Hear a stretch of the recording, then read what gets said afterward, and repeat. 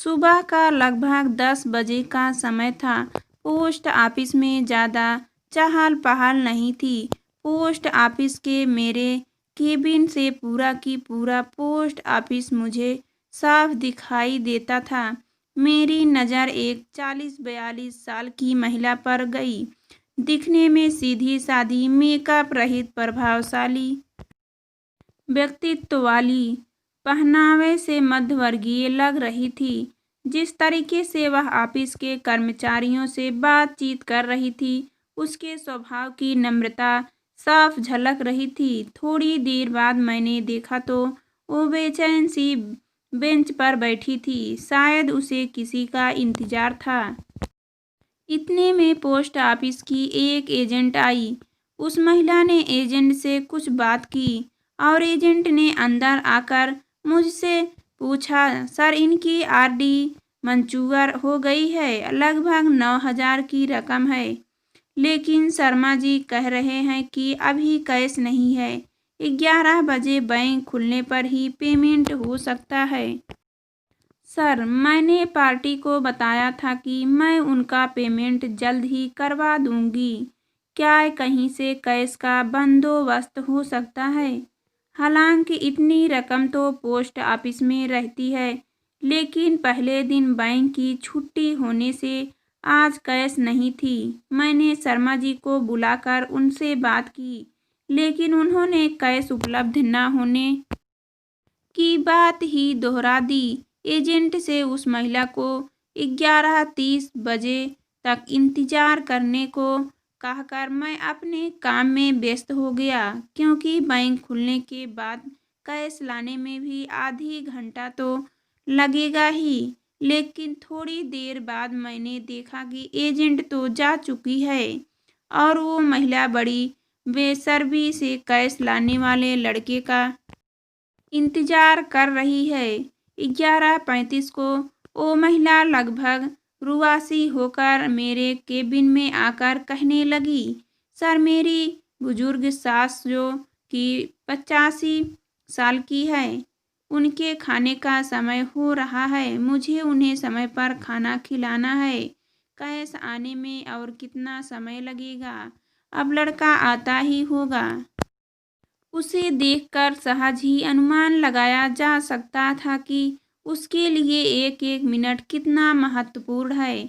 मैंने किसी बहू को सास को वक्त पर खाना खिलाने के लिए इतना व्यग्र होते पहली बार देखा था। मेरा काम करने में मन ही नहीं लग रहा था। पूरा ध्यान उस महिला पर ही केंद्रित था। उसकी बेचैनी मुझसे देखी नहीं जा रही थी। सच बताऊं, यदि उस वक्त मेरे पास पैसे होते तो मैं खुद उसे अपने पैसे देकर वक्त पर खाना कर देता। कैश आने पर मैं अपने पैसे ले लेता। लेकिन हाय रे किस्मत, मेरे पास भी इतने पैसे न थे। मैंने उसे बुलाकर कहा, आप यहाँ पर हस्ताक्षर कर दीजिए ताकि कैश आने पर आपका उतना वक्त भी बचे। उसने हस्ताक्षर कर दिए और बेंच पर जाकर बैठ गई। 11:45 हो गई, लेकिन लड़का नहीं आया। अब उसका धैर्य जवाब देने लगा। वो मेरे पास आकर कहने लगी, सर मैं अब और इंतजार नहीं कर सकती। मैं जा रही हूँ। मुझे मेरी सास को वक्त पर खाना खिलाना है, चाहे इसके लिए मेरा इतने रुपए का नुकसान ही क्यों ना हो जाए।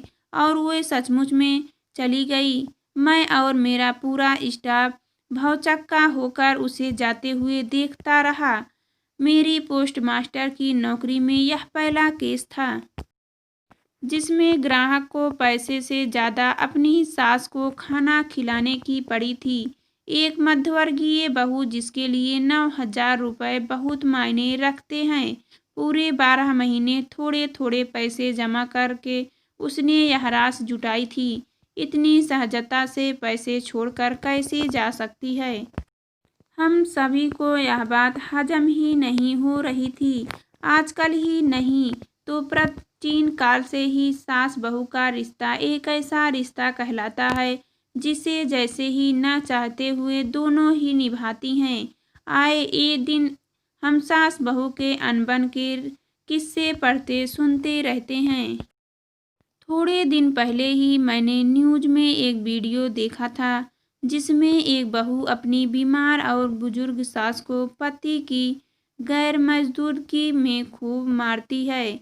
ऐसे में मुझे अपने कानों पर अपनी आंखों पर विश्वास ही नहीं हो रहा था कि ऐसी भी कोई बहू हो सकती है जो सिर्फ सास को वक्त पर खाना खिलाने के लिए। मैं यह सब सोच ही रहा था कि उतने में वह महिला और कैश लाने वाला लड़का दोनों ने एक साथ प्रवेश किया। हुआ एक कि जैसे ही वो महिला बाहर गई वैसे ही उसे लड़का आते हुए दिख गया। हमने जल्दी से उसे कैश देकर रवाना किया। मुझे और मेरे पूरे स्टाफ को ऐसे लग रहा था कि जैसे हमने उस महिला को कैश सौंपकर बहुत बड़ा काम किया हो। अभी भी जब भी वो घटना याद आती है तब आंखें देखी घटना होने के बावजूद भी विश्वास कर पाना कठिन होता है कि क्या ऐसी भी कोई बहू हो सकती है।